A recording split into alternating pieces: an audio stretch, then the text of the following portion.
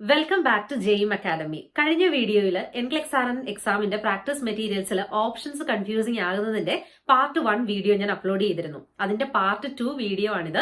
ഇന്ന് നമ്മൾ ചെയ്യാൻ പോകുന്നത് പ്രയോറിറ്റി ക്വസ്റ്റ്യൻസിൽ ഓപ്ഷൻസ് കൺഫ്യൂസിംഗ് ആകാതിരിക്കാൻ പ്രയോറിറ്റി ക്വസ്റ്റ്യൻസിനെ കുറിച്ച് എന്തൊക്കെ അറിഞ്ഞിരിക്കണം എന്നുള്ളതാണ്. ഓക്കെ, അപ്പൊ ഈ വീഡിയോ കണ്ട് യൂസ്ഫുൾ ആകുവാണെങ്കിൽ താഴെ കമന്റ്സ് പറയുക. സോ വീഡിയോയിലേക്ക് കടക്കാം. സോ നമുക്ക് ഈ ക്വസ്റ്റ്യൻ ഒന്ന് നോക്കാം. The nurse is developing a plan of care for a client with a spinal cord injury at C5 who has an indwelling urinary catheter. Which of the following would be a priority for the nurse to include in the plan of care? So ഇവിടെ നിങ്ങൾക്ക് priority എന്നൊരു വാക്ക് കാണാൻ സാധിക്കും. അതുപോലെ തന്നെ നമുക്ക് വരുന്നൊരു ചോദ്യമാണ് ഈ മോസ്റ്റ് ഇമ്പോർട്ടൻ്റ് എന്നൊക്കെ പറയുന്നത് കേട്ടോ. അപ്പോൾ ഇത് രണ്ടും തമ്മിൽ വ്യത്യാസമുണ്ട് കേട്ടോ. നമ്മൾ ആൻസർ ചൂസ് ചെയ്യുമ്പം നമ്മൾ തിങ്ക് ചെയ്യേണ്ട കുറച്ച് കാര്യങ്ങളുണ്ട്. അപ്പോൾ അത് ഇമ്പോർട്ടൻ്റ് ആയിട്ട് അറിഞ്ഞിരിക്കണം, എന്നാലേ നമുക്ക് ചൂസ് ചെയ്യാൻ പറ്റുള്ളൂ കേട്ടോ. സോ മോസ്റ്റ് ഇമ്പോർട്ടൻ്റ് നമ്മൾ ഇന്ന് നോക്കുന്നില്ല, നമ്മൾ പ്രയോറിറ്റിയിൽ നോക്കാം. ഓക്കെ, പ്രയോറിറ്റിയിൽ നമുക്ക് ഫോക്കസ് ചെയ്യാം. ഓക്കെ, സോ ഇവിടെ the nurse is developing a plan of care for a client with a spinal cord injury. So spinal cord injury എന്ന് പറയുന്നത് എന്താണ്? ഒരു ഡയഗ്നോസിസ് ആണ് അല്ലേ. അപ്പോൾ പേഷ്യൻറ്റിന് സ്പൈനൽ കോഡ് ഇഞ്ചുറി ഉണ്ട്. Now who has an indwelling urinary catheter, അതൊരു intervention ആണ് അല്ലേ. ഇൻഡ്വെല്ലിംഗ് യൂറിനറി കത്തീറ്റർ ഇട്ട ഒരു പേഷ്യൻ്റ് ആണ്. അപ്പം നമ്മൾ കഴിഞ്ഞ വീഡിയോയിൽ ഇതേപോലെ തന്നെ കൺഫ്യൂഷൻ ആകുന്നത് എന്തുകൊണ്ടാണെന്ന് പറഞ്ഞ് വീഡിയോ ചെയ്തപ്പം നമ്മൾ കണ്ടത് ഡയഗ്നോസിസും സിംറ്റംസും ആണ്. അത് കാണാത്തവർ പോയി ഒന്ന് കണ്ടു നോക്കുക കേട്ടോ. അപ്പോൾ ഇവിടെ spinal cord injury with diagnosis with intervention ആണ് കൊടുത്തിരിക്കുന്നത്. Now which of the following would be a priority for the nurse to include in the plan of care? So care plan ചെയ്യുമ്പോൾ നമ്മൾ പ്രയോറിറ്റി ബേസിസിൽ ഇൻക്ലൂഡ് ചെയ്യേണ്ടത് എന്താണ്? Okay, എന്താണ് priority എന്ന് അറിഞ്ഞിരിക്കണം. നമ്മൾ സാധാരണ മോസ്റ്റ് ഇമ്പോർട്ടൻ്റ് എന്നൊക്കെ കാണുമ്പം അല്ലെങ്കിൽ ഫസ്റ്റ് എന്നുള്ള വാക്ക് നിങ്ങൾക്ക് കാണാൻ പറ്റും അല്ലേ. അതായത് ഏതാ ഫസ്റ്റ് ചെയ്യേണ്ടതെന്ന് ചോദിക്കും.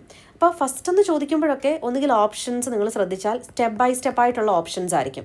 അതായത് ഇപ്പം നമ്മൾ ഒരു പേഷ്യൻറ്റിന് IV കാനുലേഷൻ ചെയ്യാൻ പറയുന്നതിൻ്റെ സ്റ്റെപ്സ് ആദ്യം നമ്മൾ ചെയ്യുന്നത് എന്താണ്? നമ്മൾ ആ സ്കിൻ ക്ലീൻ ചെയ്തിട്ട് നമ്മൾ ആദ്യം സ്കിൻ ക്ലീൻ ചെയ്യുന്നു. സെക്കൻഡ് അത് കഴിഞ്ഞിട്ട് നമ്മൾ കാനുലയും നീഡിലും ഒക്കെ സൈസ് അനുസരിച്ച് എടുത്തിട്ട് നമ്മൾ ഇൻസേർട്ട് ചെയ്യുന്നു എന്നാണെങ്കിൽ അത് കഴിഞ്ഞിട്ട് ഇൻസേർട്ട് ചെയ്ത് കഴിഞ്ഞ് നമ്മളത് ടേപ്പ് ചെയ്തിട്ട് നമ്മൾ എന്ത് ചെയ്യാണ്? അറ്റാച്ച് ചെയ്യുകയാണ്, ട്യൂബിംഗ് ഒക്കെ അറ്റാച്ച് ചെയ്യുകയാണെന്ന് പറയുകയാണെങ്കിൽ അപ്പോൾ അതൊരു സ്റ്റെപ്പ് വൈസ് ആണ് അല്ലേ. ആദ്യം ക്ലീൻ ചെയ്യുന്നു, പിന്നെ അത് ഇൻസേർട്ട് ചെയ്യുന്നു, പിന്നെ ടേപ്പ് ചെയ്യുന്നു, പിന്നെ അറ്റാച്ച് ചെയ്യുന്നു, IV ഫ്ലൂയിഡ് കൊടുക്കുന്നു അല്ലേ. അതൊരു സ്റ്റെപ്പാണ്. അപ്പോൾ അങ്ങനെ സ്റ്റെപ്പ് ബൈ സ്റ്റെപ്പായിട്ടൊക്കെ ഓപ്ഷൻസ് കൊടുക്കുമ്പോൾ ഫസ്റ്റ് ചെയ്യേണ്ട ഏതാണെന്ന് ചോദിക്കുമ്പോൾ നമുക്ക് ഫസ്റ്റ് ആദ്യം ചെയ്യേണ്ടത് ആ സ്കിന്ന് ക്ലീൻ ചെയ്യുക എന്നുള്ളതാണ് അല്ലേ. ആദ്യമേ നമ്മൾ ഇൻസേർട്ട് ചെയ്യല്ലോ ചെയ്യുന്നത് അല്ലേ. അപ്പോൾ അങ്ങനെയുള്ള ക്വസ്റ്റ്യൻസ് ആണ് ഫസ്റ്റ് എന്നൊക്കെ പറഞ്ഞു വരുന്നത്. അല്ലെങ്കിൽ പിന്നെ നമുക്കറിയാമല്ലോ അസസ്മെൻറ്റ്, പ്ലാനിങ്, ഇൻ്റർവെൻഷൻ, ഇവാലുവേഷൻ ഈ ഒരു സ്റ്റെപ്പിലായിരിക്കും ചിലപ്പോൾ കൊടുക്കുക ആ ഒരു സിറ്റുവേഷനിലൊക്കെ. അപ്പം ഫസ്റ്റ് എന്താണ്, മോസ്റ്റ് ഇമ്പോർട്ടൻ്റ് എന്താണെന്നുള്ളതൊക്കെ എങ്ങനെ ചെയ്യണം എന്ന് ഇനിയുള്ള വീഡിയോസിലൊക്കെ ഞാൻ അപ്ലോഡ് ചെയ്യാം. ഇവിടെ നമ്മൾ ചെയ്യുന്നത് പ്രയോറിറ്റിയാണ്. അപ്പോൾ എപ്പോഴും ഓർക്കുക, പ്രയോറിറ്റി എന്ന് പറയുമ്പം ഈ ഫസ്റ്റ് അല്ല മോസ്റ്റ് ഇമ്പോർട്ടൻ്റ് അല്ല. പ്രയോറിറ്റി എന്ന് പറയുമ്പം പേഷ്യൻറ്റിൻ്റെ റിസ്ക് കുറയ്ക്കാൻ വേണ്ടി നമുക്ക് എന്ത് ചെയ്യാം എന്നുള്ളതാണ്. സോ ഒന്നാമത്തെ ഓപ്ഷൻ എന്ന് പറയുന്നത് encouraging the client to drink 6 to 8 glasses of fluid per day. So urinary catheter ഉള്ള ഒരു പേഷ്യൻറ്റിനോട് നമ്മൾ ഫ്ലൂയിഡ് എൻകറേജ് ചെയ്യും അല്ലേ. അപ്പം അത് റിലേറ്റഡ് ടു യൂറിനറി കത്തീറ്റർ ആണ്. സോ അതുകൊണ്ട് അത് നമുക്ക് വരുന്നൊരു ഓപ്ഷനാണ് അല്ലേ. പിന്നെ maintaining the urine collection bag in A dependent position, proper ആയിട്ടുള്ള പൊസിഷനിൽ വെക്കുക എന്നുള്ളതും എന്താണ്, ഇതിന് ഇമ്പോർട്ടൻ്റ് ആണ് അല്ലേ. Now teaching the client about foods high in fibre ഉള്ള ഫുഡ് നമ്മൾ എടുക്കാൻ പറയുന്നത് GI റിലേറ്റഡ് ആയിട്ടുള്ള പ്രോബ്ലംസ് ഉള്ളപ്പോഴാണ്. അതായത് കോൺസ്റ്റിപ്പേഷന് അങ്ങനെയുള്ള സിറ്റുവേഷനാണ്. ഡയേറിയ, കോൺസ്റ്റിപ്പേഷൻ റിലേറ്റഡ് ആണ്, GI പ്രോബ്ലമാണ്. ഈ യൂറിനറി കത്തീറ്റർ എന്ന് പറയുന്നത് GI പ്രോബ്ലം അല്ല, അതുകൊണ്ട് നമുക്കിത് വേണ്ട. Okay, now assessing the colour of the urine ഔട്ട്പുട്ടും നമുക്ക് ആവശ്യമാണ്. കണ്ടോ, നമുക്ക് 3 ഓപ്ഷനും ഇവിടെ ഇമ്പോർട്ടൻ്റ് ആയിട്ട് തോന്നിയില്ലേ. ഇനി നമ്മൾ എങ്ങനെ ഇതിനകത്തുനിന്ന് പ്രയോറിറ്റി ചൂസ് ചെയ്യണം എന്നുള്ളതാണ് നോക്കുന്നത്. ഓക്കെ, അപ്പം ഞാൻ ഓൾറെഡി പറഞ്ഞു പ്രയോറിറ്റി എന്ന് പറഞ്ഞു കഴിഞ്ഞാൽ സേഫ്റ്റിയാണ്. അതായത് പേഷ്യൻറ്റിന് പേഷ്യൻ്റ് സേഫ് ആണെന്ന് ഉറപ്പ് വരുത്തുന്നതും അതുപോലെ തന്നെ പേഷ്യൻ്റ് റിസ്ക് കുറയ്ക്കുന്നതുമായിട്ടുള്ള റെഡ്യൂസിങ് റിസ്ക് ഉറപ്പ് വരുത്തുന്നതുമായിട്ടുള്ള കാര്യങ്ങളാണ് നമ്മൾ ചൂസ് ചെയ്യേണ്ടത്. നോ യൂറിൻ ഔട്ട്പുട്ട് അല്ലെങ്കിൽ അതിൻ്റെ കളറ് എന്തിനാണ് നമ്മൾ അസസ് ചെയ്യുന്നത്? വൈ? അവിടെ ബ്ലീഡിംഗ് ഒക്കെ ഉണ്ടെങ്കിൽ ബ്ലഡ് കാണും അല്ലേ. ബ്ലഡൊക്കെ ഉണ്ടെങ്കിൽ റെഡ് കളറായിരിക്കും. അപ്പം അങ്ങനെ നമ്മൾ ബ്ലീഡിംഗ് ഉണ്ടോ എന്ന് അറിയാനായിട്ട് നമ്മൾ അസസ് ചെയ്യും. അതുപോലെ തന്നെ ഡീഹൈഡ്രേഷൻ ഒക്കെ ഉണ്ടെങ്കിൽ കളർ കുറച്ച് ഡിഫറെൻ്റ് ആയിരിക്കും അല്ലേ. അപ്പോൾ ആ ഒരു സിറ്റുവേഷനിലൊക്കെയാണ് നമ്മൾ ഈ കളർ അസസ് ചെയ്യുന്നത്. ഇനി അടുത്തത് യൂറിൻ കളക്ഷൻ ബാഗ് ഒരു ഡിപ്പെൻഡൻറ്റ് പൊസിഷനിൽ എന്തിനാണ് വെക്കുന്നത്? ബാക്ക് ഫ്ലോ ഉണ്ടാവാതിരിക്കാനാണ് അല്ലേ. ബാക്ക് ഫ്ലോ ഉണ്ടായാൽ എന്ത് സംഭവിക്കും? പേഷ്യൻറ്റിന് ഇൻഫെക്ഷൻ ഉണ്ടാകും അല്ലേ. ബാക്ക് ഫ്ലോ ഉണ്ടാവാതിരിക്കാനാണ് നമ്മൾ പ്രോപ്പർ ഒരു പൊസിഷനിൽ വെക്കുന്നത്. സോ ഇൻഫെക്ഷൻ ഉണ്ടാകും. അടുത്തത് 6 to 8 glasses of fluid per day എന്തിനാണ് എൻകറേജ് ചെയ്യുന്നത്? നോർമൽ ആക്കാനായിട്ട്, ഡീഹൈഡ്രേഷൻ തടയാനും അതുപോലെ തന്നെ നോർമൽ ആയിട്ടുള്ള ഒരു ഇൻടേക്ക് ആൻഡ് ഔട്ട്പുട്ട് ഉണ്ടാവാൻ വേണ്ടിയാണ് അല്ലേ.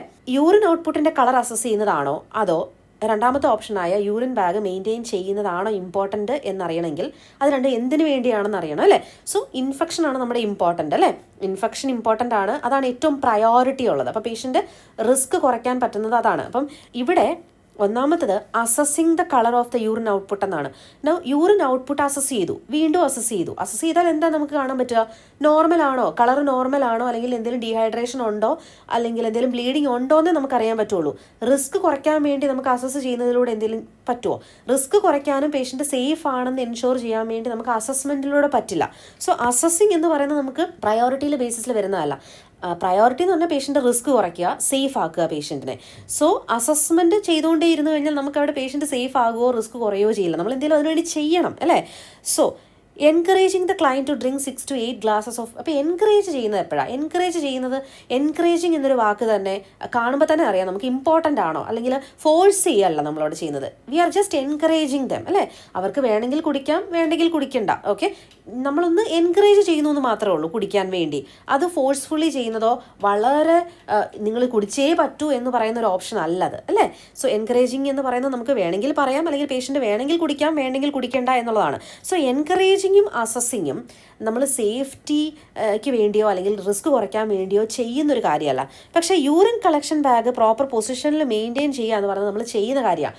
അത് ചെയ്താൽ പേഷ്യൻറ്റിൻ്റെ സേഫ്റ്റി നമ്മൾ മേക്ക് ഷുവർ ചെയ്യുന്നുണ്ട്, റിസ്ക് കുറയ്ക്കുന്നുണ്ട്. ക്ലിയർ അല്ലേ. അപ്പോൾ അതുകൊണ്ട് ഇവിടുത്തെ ആൻസർ ഏത് വരും? രണ്ടാമത്തെ ഓപ്ഷൻ വരും. ക്ലിയർ ആണോ? സോ പ്രയോറിറ്റി എന്ന് പറയുമ്പോൾ എന്താണെന്നുള്ളത് നമ്മൾ മനസ്സിലാക്കി വെക്കണം. അപ്പോൾ ഇവിടെ ഞാൻ പറഞ്ഞല്ലോ, എൻകറേജ് ചെയ്യാം, we will encourage every one അല്ലേ. എല്ലാവരോടും നമ്മൾ പറയും ഫ്ലൂയിഡ് കുടിക്കണം എന്നുള്ളത്, ഇൻഡ്വെല്ലിംഗ് കത്തീറ്റർ ഉള്ളവരോടും പറയും. പക്ഷേ ഫോഴ്സ് ചെയ്യുന്നില്ല നമ്മളവിടെ, ചെയ്തേ പറ്റൂ, അല്ലെങ്കിൽ വെള്ളം കുടിച്ചാൽ ഇത് കുറയും എന്ന് നമ്മൾ കമ്പൽസറി ആയിട്ട്, അല്ലെങ്കിൽ വെള്ളം കുടിച്ചാലുണ്ടെങ്കിൽ എന്തെങ്കിലും റിസ്ക് അവിടെ കുറയുന്നുണ്ടോ?